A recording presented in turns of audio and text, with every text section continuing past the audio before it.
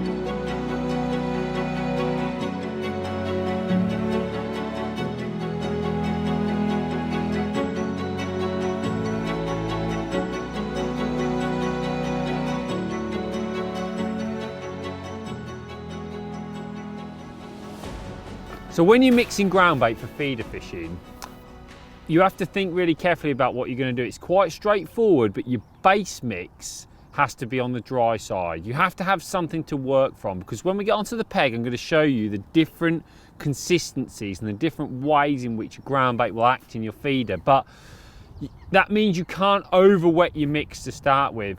I'm sure you've seen in the past when you're like mixing ground bait for the margins, for example, you'll mix it really wet, or if you want to do something for a pole, you might mix it on the wet side because that's how you want it on a particular day.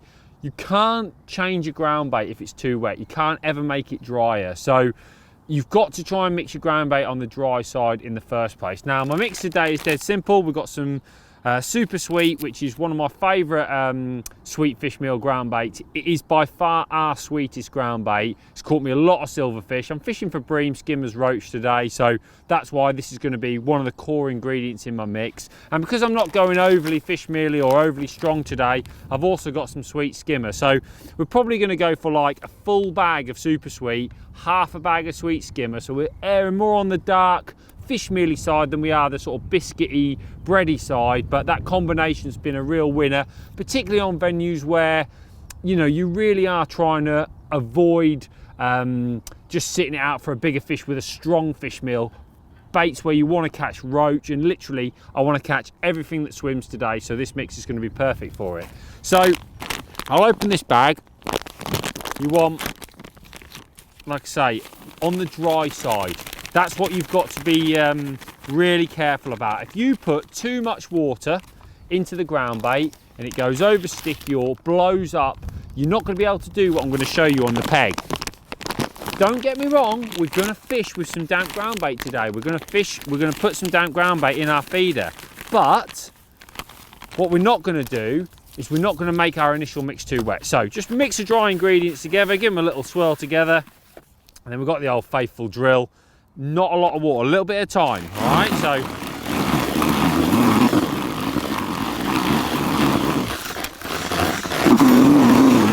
that's it. All I'm doing is showing the ground bait a little bit of water. So you'll be able to see this is really dry, like, you know, just about squeezes together. I'm saying in like 10 minutes time, this is almost going to be like a sand, like so dry. But if I want to nip some dry ground bait in my feeder and, you know, do that explosive, like really active mix, and I'm gonna need that at times today, I can do it with this. And I'll show you once we get on the peg how and why we change the consistency. So here's my base mix. Now it's dried out a bit. You can see if I squeeze this together, and I mean I'm really having to squeeze that hard, it only takes just a touch of my hand and it'll break down to almost dust again. So if I wanted to squeeze this into a feeder, I could do quite easily, because obviously feeders compact your bait. But what you've got to remember is, in its dry form, this is almost like as attractive as it can possibly be. It's going to be really active. It's going to be pinging all up and down all the water layers, and it's a brilliant way of drawing fish into the peg. So that's how it is. That's how I sort of keep the main stash of it on my box. Looks absolutely beautiful, smells amazing. So I've got a really nice attractive ground bait. Then I get a couple more tubs, and I've put a little bit in it here. So effectively, I'm going to use the ground bait like this. I'm going to have some really dry ground bait. I'm going to start off by using this ground bait. Got to assume that there isn't many fish here, and I'm going to start by chucking quite regularly, almost creating like this ultimate column up and down the water. The feeder's falling down, bits are breaking up. It's just attracting fish in from everywhere with smell, you know, activity, that sort of thing that the fish can come in at. But the trouble with that is it only works for so long. What you don't want to do is you don't want to draw all the fish in. You don't want to draw all the fish in. They're all, imagine if it's say 8 foot deep here today, 6-8 foot deep, all the fish at different depths. I can only catch the fish on the bottom. When I'm fishing a feeder, you're fishing on the bottom. So you've got to be very careful with how you use your ground bait, because the last thing you want to do is attract all the fish in the upper layers. So I then take a second amount of the mix, and I always keep a tub of water on the side. I'm just going to literally add some water to the mix. So all I'm looking to do now with this bit of the mix is effectively not make it into a slop or anything like that, but just make sure all the particles of the ground bait now get a chance to absorb the water. So effectively they're all going to blow up to the biggest possible particles they can be. Just imagine like a pellet in its dry form. Obviously it takes on water and it gets to a point where they sort of really blow up. Well, in a ground bait, all the little bits of bread and crushed pellet and crushed biscuit, they need an opportunity to take water on as well. So by putting a little bit of extra water in, what I'm trying to do is create like a really damp mix, and you can already see it's different. Okay, this mix is gonna lay deader on the bottom. It's already got water in it. You can't get more water in it because it's already sort of at its optimum capacity, if you like. So the particles would go in the feeder.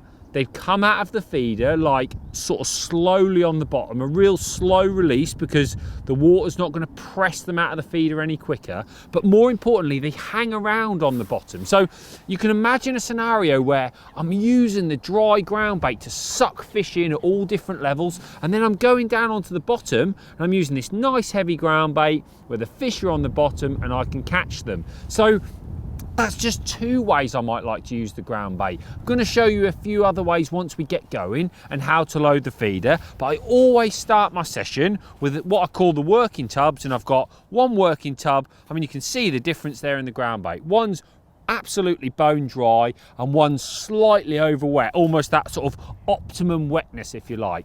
That's how I'm going to start the session. Let's have a little look at how I load it in the feeder, and let's have a look at some of those changes I make to put those fish in the net. So I thought I'd just start the session. 2 little dry feederfuls of ground bait. So what I've done just before we started rolling is I've got my dry mix here, and I've just squeezed 2 little feederfuls in, almost bone dry. Chucked them in, really active, drawn some fish, or tried to draw some fish into the peg, and I thought I'll just have a chuck with the dry mix to start the day. So I put like, you know, a couple of maggots there into the mix, and then just nipped in a couple of maggots into the dry mix and chucked out. Now that's what I did about 15 minutes ago and I've had 2 bream and a roach straight away. So we thought, let's get straight into the filming to see if we can continue that run, because obviously this dry mix has attracted the fish straight to us. I mean, you know, there was sort of no indications for 3 or 4 minutes, which tells me we didn't chuck straight onto a big shoal of fish, because then all of a sudden the first bite was really clean, rod just ripped round, and with a nice big bream on the end. It was like, is this actually happening? This doesn't happen in fishing very often. So yeah, it's proved a really good start. Now I know what's going to happen here. I've sort of been doing this style of fishing long enough to realise that if I keep chucking in with this active mix, with the amount of fish that we've sort of seen early doors, I'm a bit concerned that I'm going to start getting indications and they're not going to turn into anything. That is a fish there though, which is great. So at the moment, this dry mix, I mean, look at that. This dry mix is proving a real winner because it's drawn these fish straight into the peg. I mean, and they are brilliant fish. I got to be honest, I didn't know what to expect at Partridge here on Holbar today. And already, I mean, we are literally 20 minutes in and I've had I've had 3 fish like that and a big roach, which is incredible fishing, absolutely incredible. Brilliant, you know. I mean, even when if you start on the pole, you wouldn't expect to start like that. I mean, look at him. I mean, they're solid, really thick fish, really thick fish. So beautiful, beautiful fish, really fit. Pulling the rod right round. I'm going to put him straight back in the water, and I'm just going to continue with that dry mix for the time being because we'll just have to keep an eye on the tip. We'll have to keep an eye on the, you know, sort of like. What I don't want to get into is I don't want to get into a situation where I'm getting like lots of indications. I actually had 2 or 3 indications for that before the rod went round there, and that's probably because there's quite a few fish there. But I don't want those fish that are out there sort of all running around up in the water. I need to concentrate them a bit. So I'm going to just put that same hook bait on. That was two red maggots. Just pop them on for you here. So 2 red maggots, and then just because that's what I want to fish on the hook, I'm going to just take 3 or 4 maggots, a few more maybe 4. There's plenty of fish there. Just nip it in that dry mix, and I have to squeeze it tight, you know. I have to give it a good squeeze because it's so dry, but I want it to go in and go all the way to the bottom. So let's just flick that feeder back out. I mean, I'm fishing 15 metres, so I'm sort of just past the pole range really, because, you know, I've got a rod as well. I'd say it's probably, you know, you wouldn't quite reach it with a 16-metre pole, but there's a little stiff breeze. I mean, it's a beautiful, beautiful way of fishing, especially if you're going to catch great big fish like that. But I've got my 10-foot SL, which is really nice and soft. So I've just put that in there.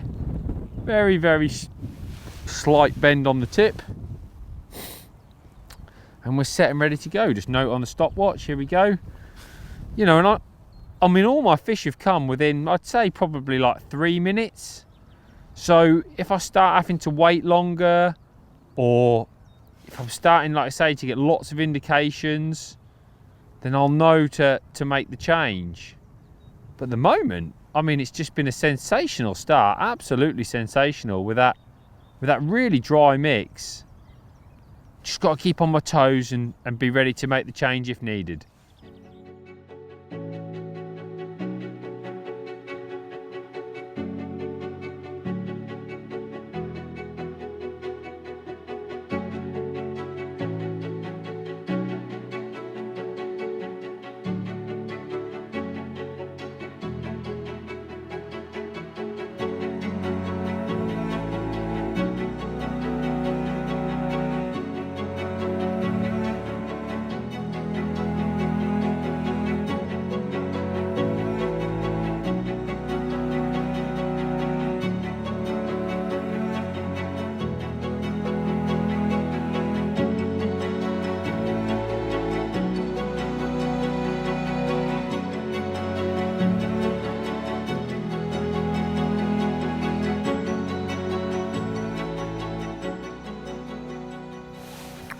So I've had a run really. I've probably put, I'd say 6 or 7 fish in the net, but I've just had the last couple of chucks. I've had little taps on the tip, and when I've come back, like one of my maggots has been obliterated.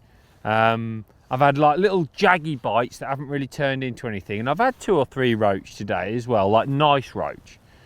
And I've just got this feeling that we've almost got to the point where a few roach have come in now, and the bream have backed off a little bit, and I think there's a lot of activity in the peg. I think there's a lot going on, so I need to think about how I'm just going to calm it down, because the fish are there. I don't have to do anything to sort of get the fish there anymore, because in the last couple of chucks it's been like that. So I've got this slightly damper mix that I'm showing you here, and I've just sort of kept in touch with this, you know, and when I say that, I've just sort of like flicked a bit of water on it, turned it over with my hand. I've just tried to keep this nice and damp. I don't want it drying out at all. I want it completely dead, if you like. I want it to sort of melt out of the feeder on the bottom, and just keep any fish that want to come in to it. And this is my first chuck. I've literally just chucked it out, and I actually haven't had any,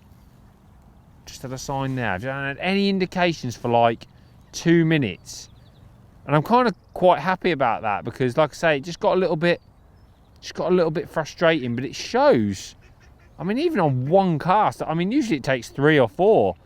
I think because of the amount of fish here today, it's almost everything's being speeded up a little bit, everything's being pushed along. But I have brought some worms with me as well, so maybe I've got to stick with the dry mix and change to a little bit more durable hook bait. We'll see. I don't know what's going to happen there. But yeah, there's definitely signs of, I mean, it's definitely worked sucking those fish in. I'm going to show you another way of changing it up in a bit, but I also want to touch on the feeders as well, but we'll get to that, because that's really important as well for the mix that you're using. But for the time being, let's see if 3 or 4 chucks on this slightly damper mix, just see if we can sort of put another couple of fish in the net to keep this run going, because it's been a sensational start, but that's what fishing's about, really, keeping the fish going, keeping the bites coming. Well, it's gone round, second chuck, it's gone round, and this is a bream. I want to say it's worked. But I'll tell you what, it was like my peg had gone completely dead. I just turned to the cameraman and said, I'm not sure if this is the right way to go today. Maybe we need that active mix. But look, I mean, and that's probably my biggest one so far. So maybe it is the right way to go. But we just have to be a lot more patient and accept the fact that our tip isn't going to be moving and bouncing around. I mean, look at him. Look at that. That is I mean, that's 3.5, 4 pound, that fish. Brilliant fishing, but maybe that's what it needed. Maybe it did need just that damper mix. Look at that. Oh, cracking fish. Absolutely brilliant fishing. But, you know, maybe I'm going to have to be a little bit more patient. I think this is what it's about. It's about reading the peg. I was going to touch on the fact that, you know, if I felt that there was a bit too much activity in the peg, maybe I needed to change down in feeder size. I mean, this is my ICM feeder, so I think if I went back to that more active mix, I'd probably pick this feeder up. So I'm still introducing the active mix, but smaller amounts. But I mean, that's just gone round with the biggest fish of the day. So I'm going to stick with this damp mix, and you know, I'm going to stick with bigger hook bait. So I'll just show you again how I'm loading that up.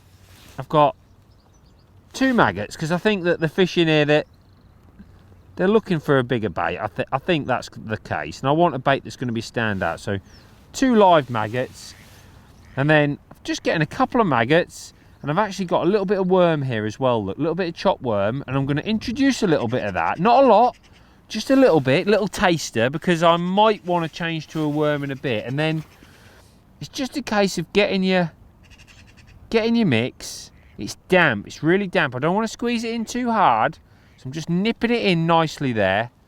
And I imagine that's going to go to the bottom and then just melt out and not sort of create any activity further up in the water. So let's see if another couple of patient chucks results in a few bigger fish.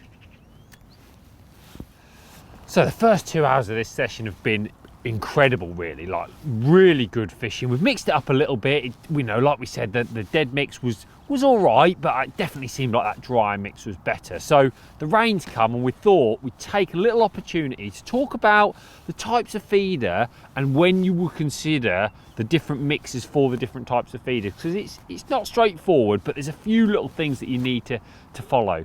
First of all, the depth. Okay, so you can tell the depth of where you're fishing roughly by how long it's taking your feeder to hit the bottom. When you cast out, you can see your rod bending round, and when the feeder hits the bottom, it pings back at you. So you can tell roughly, and I would say anything up to about 4 or 5 seconds, you're talking about relatively shallow water, anything up to like 10, 12 feet. And that's what I want to talk about to start with. So if I'm in that category where I'm sort of talking like 6, 8, 10 foot of water, then I need to think about how my ground bait's going to work, okay? I need to think about how quickly it's going to work.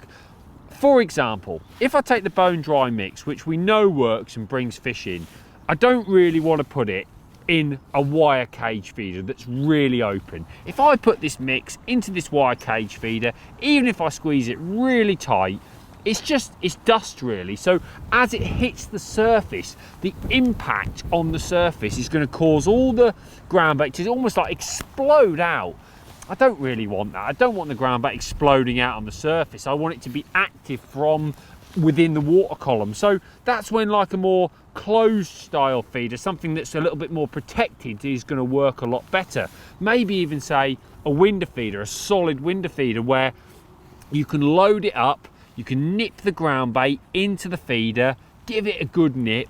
I know that that's going to get to the bottom with nearly every single bit of ground bait in it, and then it's almost going to explode out and be all active at the bottom. So when I'm thinking about, you know, the depth and the type of ground bait, I need to consider that feeder. So on the damp mix, the thing with the damp mix is, because it's damp, if I squeeze it into any feeder, even this cage feeder, if I like really squeeze it in, it won't come out. It'll just stay in there for like 10-15 minutes, which that's not always what I want. So when you're fishing with a damper mix, I like to consider the type of feeder I'm using to how I sort of like load it up. So taking that cage feeder, for example, if I nip some ground bait in, I like to give it like a nice little nip, tidy it up a little bit, and there I've got something that's going to have odd little bits of ground bait breaking off it that are nice and damp, and they're going to sink, but it's still going to break down quickly.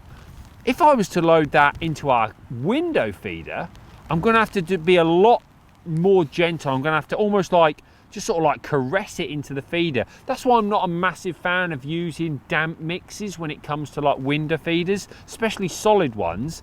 I tend to change to that like caged window effect if I'm using like a damp ground bait. So they're the sort of things that I'm considering. And again, with like the rockets, when I've got a plastic rocket, the difference between with a plastic cage here is that that does hold the ground bait quite well. That wire style of feeder, that's got a much more open area when it's a cage. So the water really gets to that fast. So the water's going to get to it fast, your ground bait's going to work quickly.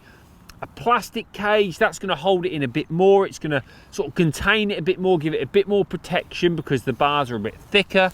And then of course the solid style feeder is almost like the ultimate protection. So think about those depths. Think about like if it's really deep water, you're gonna have to go more solid on your feeder and damper on your mix. If you've got shallow water, you can start using that dry mix in those feeders to create activity there. If you've got really, really shallow water, take somewhere like Southfield, for example, that cage feeder with the dry mix is a brilliant way of drawing fish in, because the second it hits the water, the feeder's almost on the bottom. So you create that activity within the shallow layers. That's what I love about feeder fishing and using the right ground bait. Making the right choices dictates how the fish feed in your peg.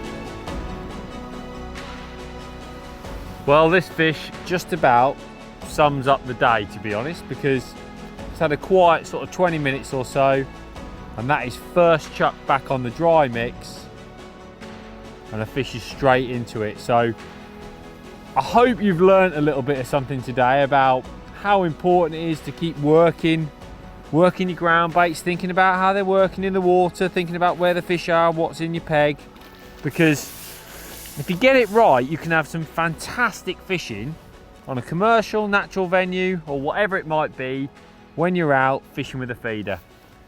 Hopefully I'll catch you on the next video.